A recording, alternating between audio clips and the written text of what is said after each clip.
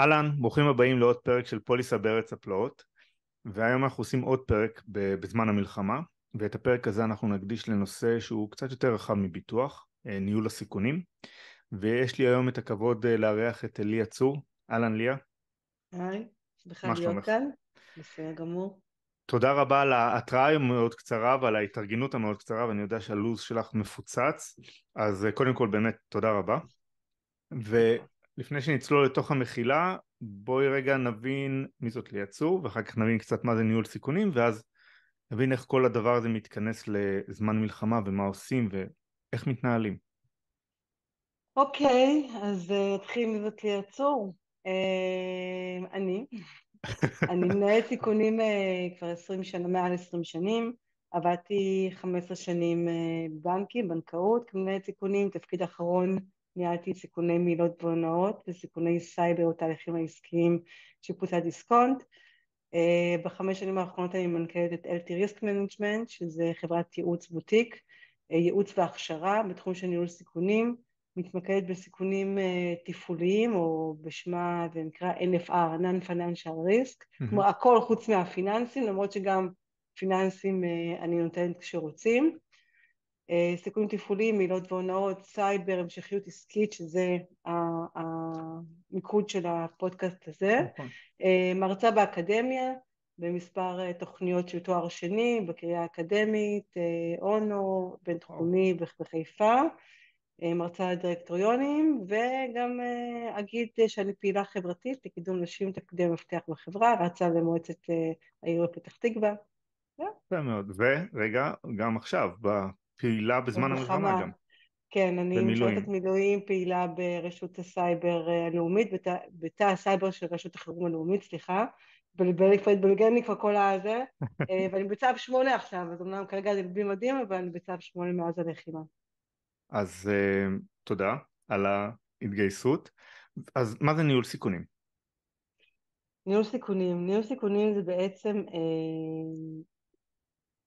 לכתוב, למפות תרחישים, תרחישים מה עלול להשתבש, ומה יקרה אם זה ישתבש. אוקיי, מה יקרה יכול להיות גם בהיבט כספי, גם בהיבט מוניטיני, גם בהיבט של קנס רגולטורי, או נקרא לזה פאול מול הרגולטור. זה יכול להיות בהיבט של שיתוף, כלומר פגיעה בשיתוף פעולה עסקי עם השותפים שלי, זה יכול להיות בהרבה מאוד פרמטרים, אבל מה עלול להשתבש ומה יקרה אם זה ישתבש, ויש מתודולוגיות להעריך את זה ולקבוע ציון, כי סיכון יכול להיות נמוך, בינוני, גבוה וגבוה מאוד. זה במשפט אחד מה זה ניהול סיכונים. מה שנקרא חברו הטוב זה מרפי. כאילו איפה מרפי נכנס ואתה מנהל את מרפי, את חוק מרפי. תקשיב, מרפי תמיד קיים. הוא לא הולך לישון. ואני רוצה להגיד לך שאני לא יכולה אפילו לספור, כבר הבנתם 20 שנים זה לא מעט, מספר פעמים שהתרחשו כל כך הרבה דברים בו זמנית, כלומר היה אירוע כשל, אבל גם זה לא עבד, וגם ההוא לא שם לב, וגם ההוא עשה טעות, והכל, ממש כאילו כל הכוכבים הסתדרו כדי שיהיה כשל מאוד גדול, וגם הבקרות לא עבדו, ויש מין נטייה כזאת טבעית של בני אדם, בני אדם לא אוהבים לחשוף סיכונים, לא יודעים, לא אוהבים גם כן, והם רוצים רק ללכת למקום הטוב, ההזדמנות, הכסף, ולא, אל תדברי איתי על מה מסוכן. אז יש מין נטייה של בני אדם לחשוב, אוקיי, אם יש לי בקרות, אז אין סיכון, הכל טוב, אני יכול לישון טוב בלילה. לא, גם בקרות יכולות לא לעבוד, אם זה בקרה אנושית של בן אדם, אם זה בקרה של מערכת, וזה קורה כל הזמן. אז מעולה. אז מה שנקרא זה קורה גם בשגרה, ועל אחת כמה וכמה זה צף הרבה יותר מהר גם אני מעריך, בזמן מלחמה. אז בואי תקחי אותי כרגע עכשיו, ואם אפשר לפלח את זה לפי תחומים, אם זה סייבר, כמו מה שאמרת קודם, המשכיות עסקית של בתי עסק, אולי אפילו של אנשים פרטיים, כי זה בסופו של דבר זה גם, יש לך כאן איזשהו ניהול סיכון. בואי נתחיל מאיפה שאת רוצה, תקחי אותי משם אוקיי. ונתגלגל. אז אנחנו נדבר על עסקים, אוקיי, כתוב מה שהחלטנו לפני כן, ואין כן, שום כן. בעיה אחר כך גם לעבור לפרטיים. דרך אגב, יצא לי בהרבה מאוד מקרים שאני באה ומעבירה סדנאות לאנשים שממש לא יודעים ניהול סיכונים, כבר אמרו לי מישהי ממשרד המשפטים, אני לא אשכח את זה, היא אומרת לי, מסבירה את כל המתודולוגיה, אומרת לי, ליה, לא הבנתי, אוקיי? ואז הלכתי איתה למקום, אוקיי, את הולכת לים, מה הסיכונים שקיימים? צריכה להגיד לי, אני אשטרף בשמש, אני אטבע, אני זה, אז מה את עושה כדי שזה לא יקרה? אז היא מתחילה להגיד, אני שמה גלגל לילד שלי, אני שמה קרם הגנה, כלומר, ואז היא הבינה יותר ממש מהפרטים. אחלה דוגמה. טוב, אז המשכיות עסקית, אז אנחנו נמצאים עכשיו בתוך הקטגוריה, כל הסיכונים שנקרא המשכיות עסקית, יש 3 אותיות באנגלית שבדרך כלל מדברים, ונקרא BCP, Business Continuity Plan, זה המונח המקצועי שבדרך כלל מכירים אותו, ואני אגיד ש-BCP עושים לכל מיני תרחישים, התקפת סייבר שיוצר משבר בארגון, צריך תוכנית המשכיות עסקית, שריפה במפעל, מלחמה, מגפה, כל הדברים האלו צריך תוכנית המשכיות עסקית. יש הרבה מאוד ארגונים, בדרך כלל מוסדות פיננסיים, אבל לא רק, שיש להם רגולציה שמחייבת אותם לנהל את ההמשכיות העסקית שלהם לתרחישי ייחוס, נקרא תרחיש ייחוס שונה, ולכן שם המצב יותר טוב כי הם כבר מוכנים. ממש תוכנית מגירה שהם מתרגלים. אז בואי רגע נשאל אותך על האנטרפרייז, הם מחויבים רגולטורית באמת, רוב האנטרפרייז מחויבים רגולטורית. אני לא עד יודעת כמה? להגיד את זה בצורה חד חד משמעית. משמעית, אוקיי. לא, אתה יודע, אני 15 שנה עבדתי במקומות הכי מתקדמים של ניהול סיכונים, בנקים. מהמם. אין ארגונים בארץ, דרך אגב זה בכל העולם ככה. בנקים יש להם רגולציה מאוד מחמירה, והם החוד החנית של ניהול הסיכונים. ואחרי זה שיצאתי לעצמאות, וראיתי מה קורה בשאר העולם, אז קצת קשה. זה קצת כמו רולס רויס מול סוסיתא, בגדול, הניהול סיכונים, והם לא ממש... אין להם חובה לנהל המשכיות עסקית בכל הארגונים, אז לא. זהו, זה בדיוק מה שרציתי לשאול, כאילו עד כמה הפער בין אם זה אפילו חברות ביטוח וכמובן הבנקים לבין היתר, כי אם זה מפעלים, אני לא מדבר אפילו גם בעצם על בתי עסקים, בתי עסק קטן, בתי עסק בינוני, כל המפעלים הסמי בינוניים הגדולים יחסית, כאילו איפה הם, ממה שאת נתקלת עד עכשיו זה אין, באמת אין. אני רק עושה exception, אוקיי, יוצא דופן, יש ארגונים שנקראים ארגוני תמ"ק, תשתיות מדינה קריטיות, אוקיי, אוקיי, אז ואז הם מחויבים, כן, בתי חולים לדוגמה, יש להם, חברת חשמל אה, בטח. חברת חשמל, בוודאי, אבל, וגם להם זה ברמה, אם יורשה לי, פחות טובה מבנקים, אבל בטח עכשיו מישהו רואה אותי עם בית חולים, יגיד לה פתאום, אנחנו איזה הכי טובים. מיות הסנובית הזאת, אבל יש לי גם ראייה עכשיו מתוך הצבא, שאני רואה דברים, כי אני ברשות החירום הלאומית, אני ממש בשליחות עסקית של כל המדינה, שם אני נמצאת עכשיו, ואני רואה מה קורה. אבל בואו נגיד מה אין, בואו נגיד מה אפשר לעשות, בסדר? מעולה. אז מה שאני אעשה, אני קודם כל אתחיל לדבר על כרגע מה צריך לשים לב בזמן לחימה, ואני מזכירה שכל תוכנית המשכיות צריך להתאים אותה לתרחיש הייחוס שמדובר, כי להתכונן לסייבר זה לא כמו להתכונן למלחמה בשום צורה ואופן, למרות שסייבר זה אחד מהסיכונים שיש בלחימה. אז בואו נתחיל רובי. אבל רגע, ברשותך, עם איזושהי נקודת התייחסות לזה שאתה צריך לנהל את הסיכון תוך כדי הסיכון עצמו. נכון, אוקיי? נכון, כי זה כאילו, יש פה איזשהו דיסקליימר. כי באמת, כמו שאת אומרת, רגע לפני שאנחנו צוללים, אנחנו מבינים שאנשים ביום יום לא חושבים על זה, זה רחוק ממני, אני רק הולך לים מה שנקרא, ושכחתי את הקרם הגנה בבית או את הגלגל ים בבית, אבל עכשיו זה כבר קורה ואתה כבר בים וכבר נשרפת, אתה צריך עכשיו מה לעשות. אז גם נכון, ניגע שנייה בהתייחסות הזאת, כאילו נכון, זה בזווית בדיוק הזאת. ככה, נכון, ברור שגם יש לי הכנתי גם את השלבים בשגרה, איך מעולה. בעצם לעשות תוכנית המשכיות עסקית ולהתכונן, אבל אנחנו כבר במצב, אנחנו מתחילים לנהל את הסיכון אחרי שכבר הסיכון מתממש, אנחנו כבר בלחימה, תוך מהמם. כדי,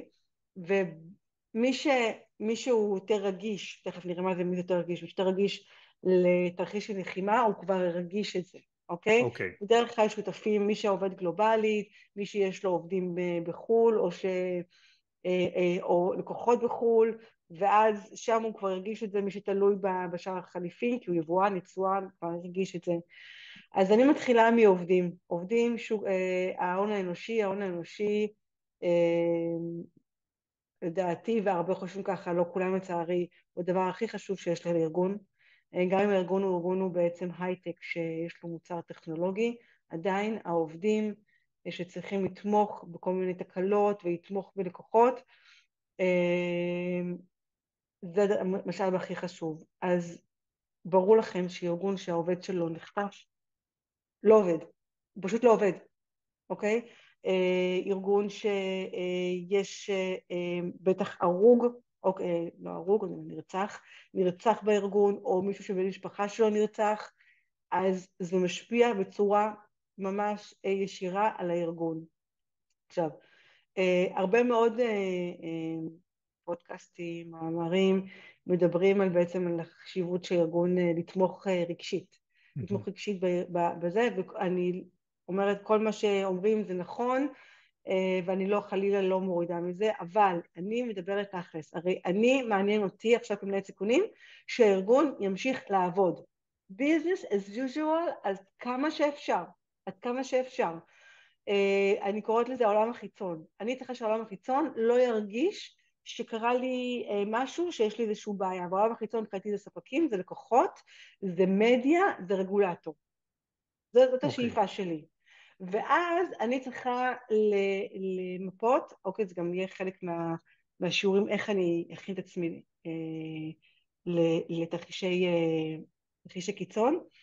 אני צריכה לראות מה התהליכים הקריטיים בארגון שלי.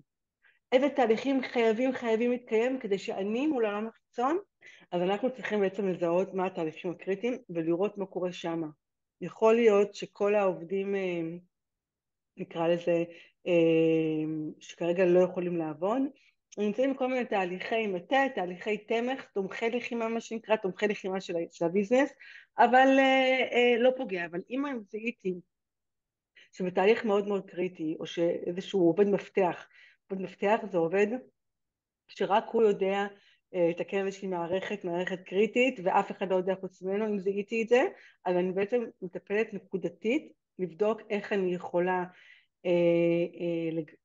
להמציא לו גיבוי, א', מה הוא צריך כדי להמשיך לעבוד, וגם לגבות אותו, שיחפוף מישהו אחר, גם אם הוא בבית, אז יכול להיות שאפשר לעבור בביתה ולגבות אותו, אבל לזהות איפה הצירים הקריטיים.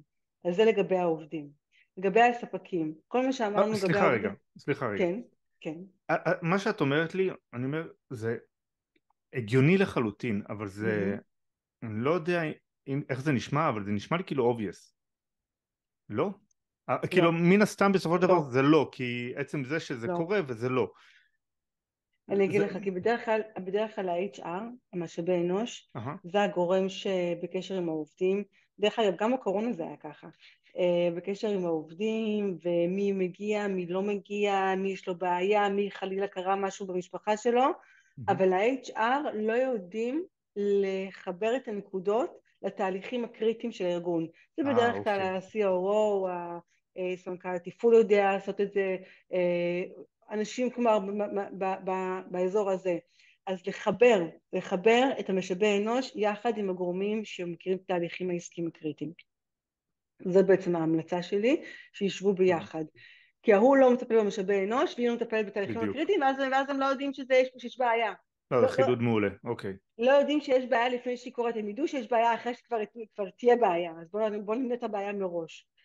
ספקים, א', האם יש לי בכלל מיפוי של מי הספקים הקריטיים שלי, אותם ספקים שצריכים לתמוך בתהליכים הקריטיים, כי יש לי הרבה מאוד ספקים בארגון, לא כולם קריטיים, אבל אם זיהיתי מי התהליכים הקריטיים שלי, אז אני צריכה לראות איזה ספקים. הספק יכול להיות מערכת, אוקיי, באוטסורסינג, ספק יכול להיות איזשהו יועץ, אני מייעצת לארגונים, שיש שם יועץ חיצוני, לא עובד הארגון, שהוא האדמין של מערכת סופר חשובה.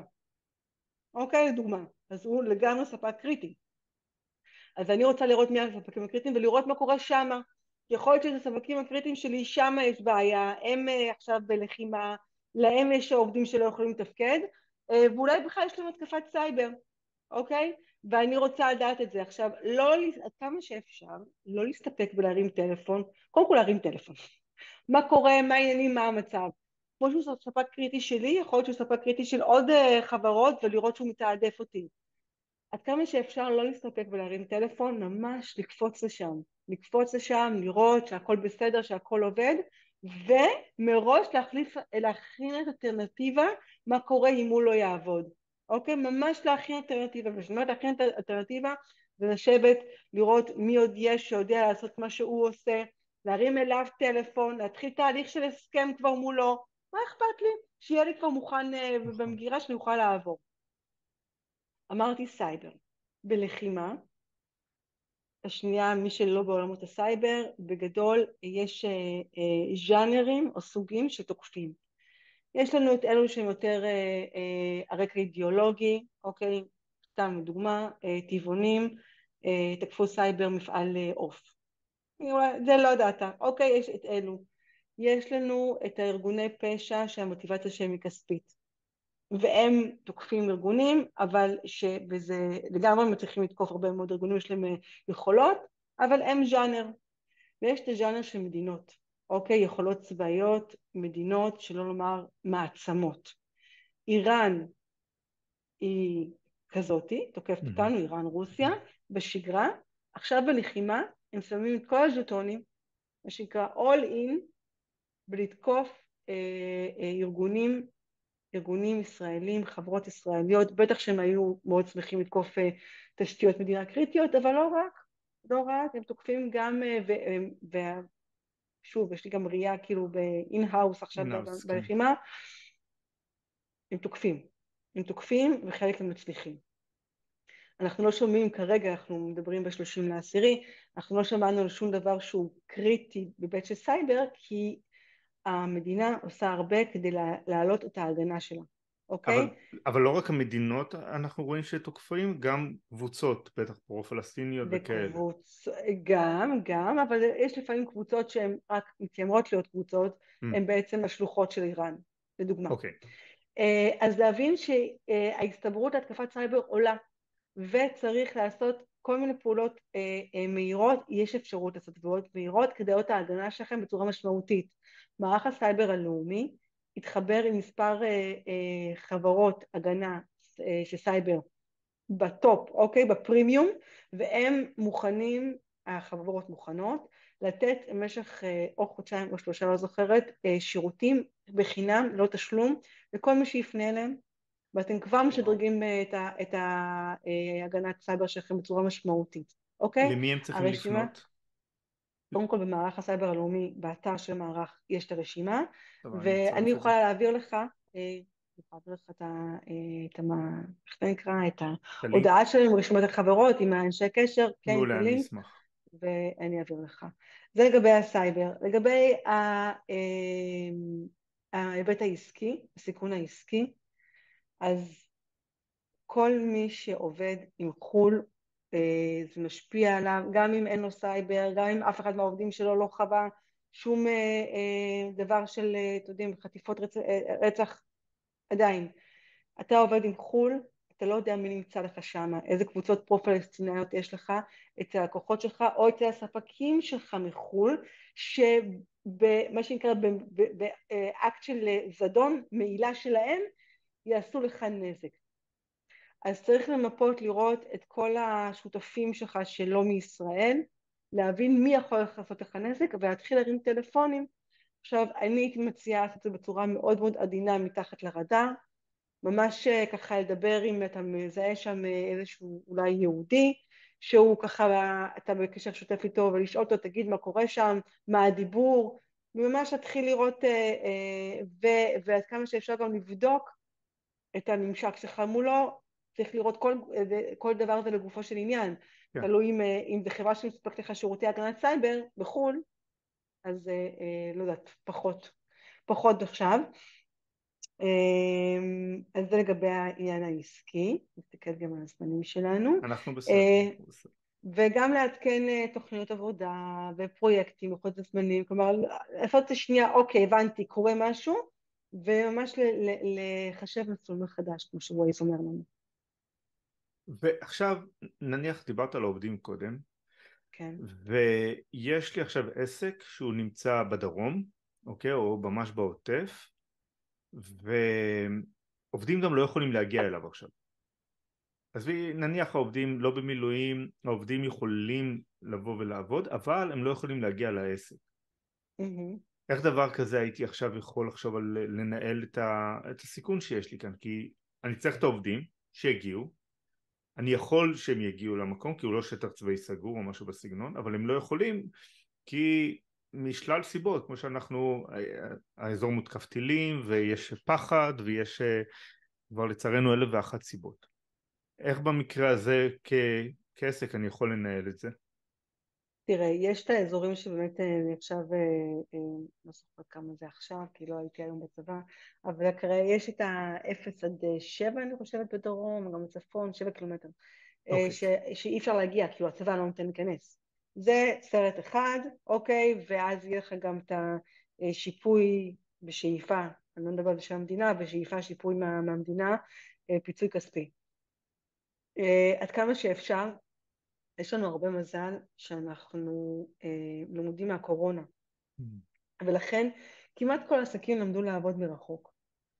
פשוט עובדים מרחוק, אבל צריך לזכור לעדכן את תהליכי העבודה בהתאם לעבודה מרחוק, ושלהבין שיש סיכונים שהם קיימים הרבה יותר, ההסתברות שהם יתממשו הרבה יותר גבוה מרחוק, של עבודה מרחוק מאשר עבודה in-house, כמו להגיע פיזית, מעילות.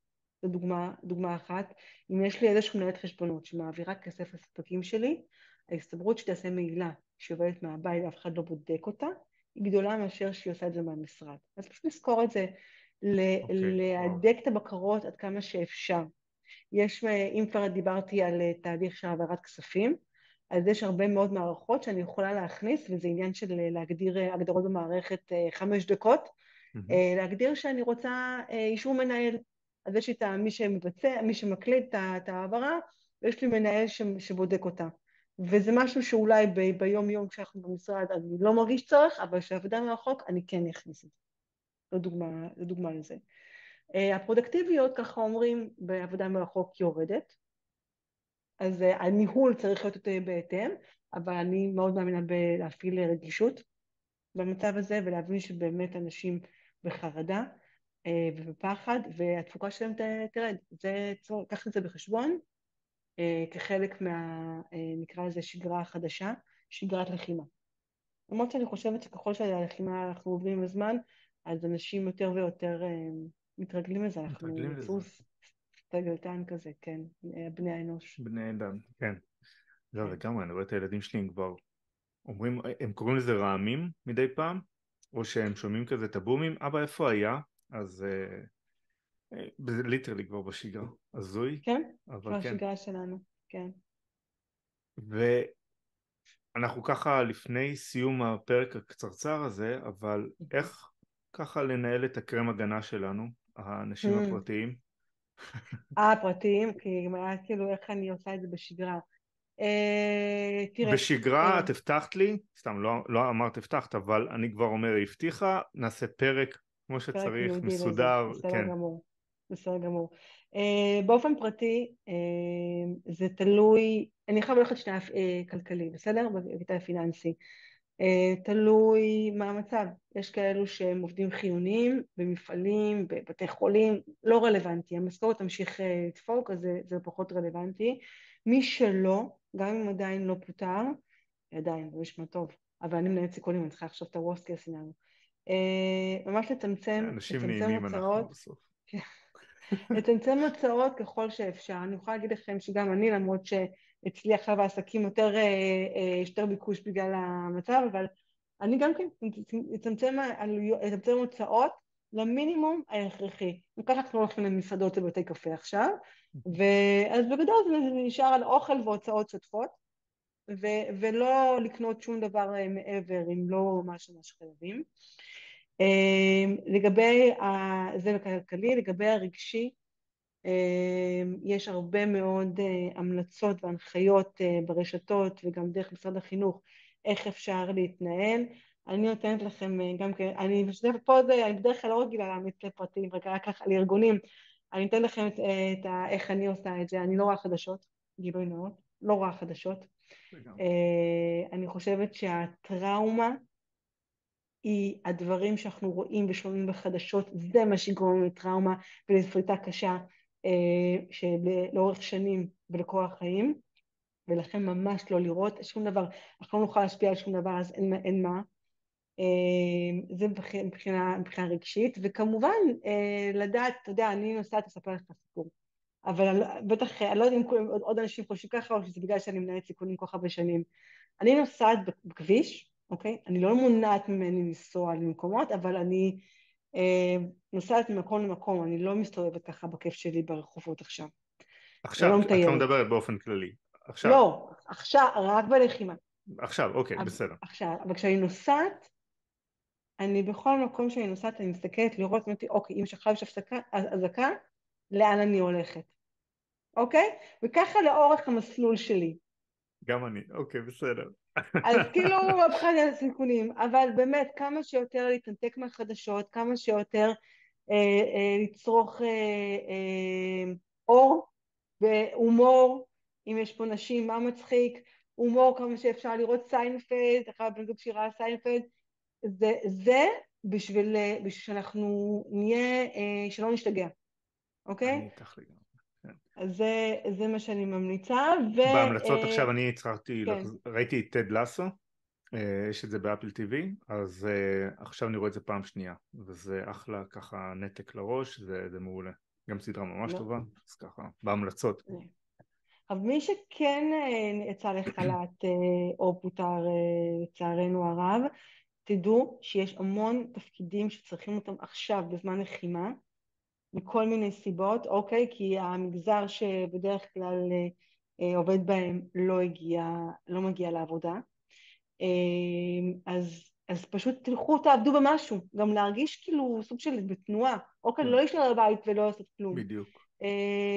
יש הרבה מאוד דברים, וגם לדוגמה אני יכולה להגיד לכם שהעיריות, העיריות, מועצות מקומיות, יש להם אישור לגייס לצו 8 מאבטחים, אתם מקבלים את הכסף מצו 8 מהצבא, ואתם גם מרגישים שאתם שומרים, אוקיי? אז יש פה הרבה מאוד דרכים, וואלה, גם לעזור למדינה, גם לעזור לקהילה שלנו, וגם לקבל כסף, שלא תהיו בלי כסף נכנס. אז גם כן עוד המצב. חשוב. אז רגע לפני הסוף קפץ לי משהו לגבי נניח חברות ציבוריות. כן. עכשיו, חברות ציבוריות שיש לא מעט כסף גם זר שיחסית מושקע פה בארץ, זה לא עכשיו לבוא כמובן להגיד מה, אוקיי, מה הניהול סיכון, אבל ממש על ככה בזעיר אנפין לגבי הנושא של ניהול השקעות עכשיו לחברות מקומיות פה בארץ, כי אם זה עכשיו, סתם נניח, אני רואה עכשיו מה שקורה בקמפוסים בארצות הברית, אז מלא תורמים מושכים את הכסף בגלל ההתרפסות שלהם מול פרו-פלסטינים וכן הלאה וכן הלאה, אז אנחנו רואים שם פתאום מושכים הרבה תרומות. איך אנחנו מסתכלים על חברות ציבוריות בהיבט הזה? שוב, חברות ציבוריות תלויים, יש להם השקעה, בדרך כלל זה באמת יותר הייטק. אוקיי, אם יש להם השקעה מחו"ל או אין להם השקעה מחו"ל. אם יש השקעה מחו"ל, והרבה מאוד חברות שהיו צריכות בהשקעה, זה נעצר כליל, אני יכולה להבין את המשקיעים מחו"ל, זה נראה כן, כאילו הכי כאוס וחוסר יציבות.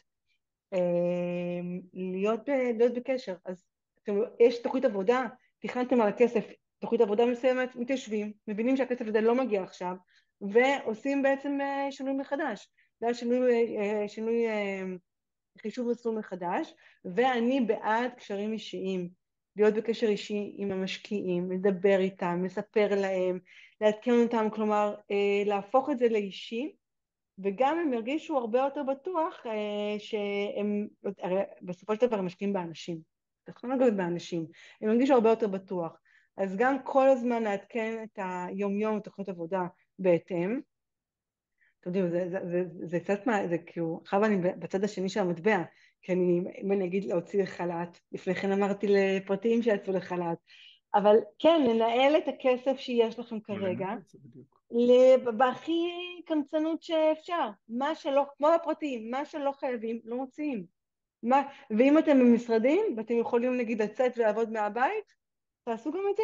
ממש כאילו הכי, ובמקביל ללכת לחפש משקיעים יהודים, ישראלים, יש לנו קרנות השקעה ממש רציניות גם בארץ, ואולי משם תבוא הישועה, כי ישראלים ויהודים כן ישקיעו בישראל. כן, יש כל מיני יוזמות שאני רואה של קבוצות משקיעים ישראלים, או אפילו כאלה שהם בחו"ל אבל פרו, לבוא ולגייס סכום מסוים של כסף כדי לתת איזשהו מרווח נשימה לאותם סטארט-אפים שכרגע נמצאים בבעיות. נכון, עוד נכון, פעם, זה לגבי סטארט-אפים בעיקר. גם המשרד שאחראי על המענקים של סטארט-אפים העלה את המענקים שלו מ-100 מיליון, מ-400 מיליון, כאילו יש, כן, כן.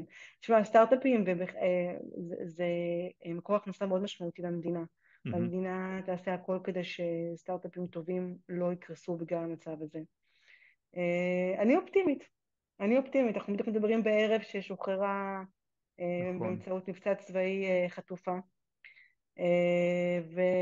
ובעזרת השם ישחררו כולם על ידי החיילים שלנו, אז אני באמת אופטימית. הלוואי. ונכון, לא נשאר לנו אלא לא להיות אופטימיים. נכון, ליה, תודה רבה. בשמחה. ואם לרגע לסכם את הפרק, זה כמו שהתחלת מול העובדים להיות אנושי, מהמם. מול המשקיעים, מול כל זווית, מול הספקים, ננהל את הסיכון על ידי כמה שיותר להיות אנושי, כי בסופו של דבר, גם עכשיו זה זמן מלחמה, אחר כך זה בשגרה, הדברים כאן חוזרים על עצמם, נכון, ואתם נכון, צריכים אבל לזכור את זה. אנושי, אנושי ומפוקח. כי תיקחו בחשבון, נכון, שוב, חד משמעית, אני, נכון. אני כמנהלת סיכונים, יש לי מטרה אחת ויחידה, שהעסק ימשיך לעבוד. זהו, כל השאר כאילו לא מעניין אותי. זה ראייה מאוד צרה כדי לתת המלצות מאוד מאוד טובות, וכדי לבנות תהליכים מאוד מאוד אפקטיביים. זה ראייה מאוד מאוד צרה. קחו בחשבון, גם נגיד שדיברנו על הספקים, אתם מתקשרים אליהם, גם אם יש שם אירוע, סביר להניח שהם לא יגידו לכם. אוקיי? קחו את זה בחשבון. כלומר, לא להיות עם שלקס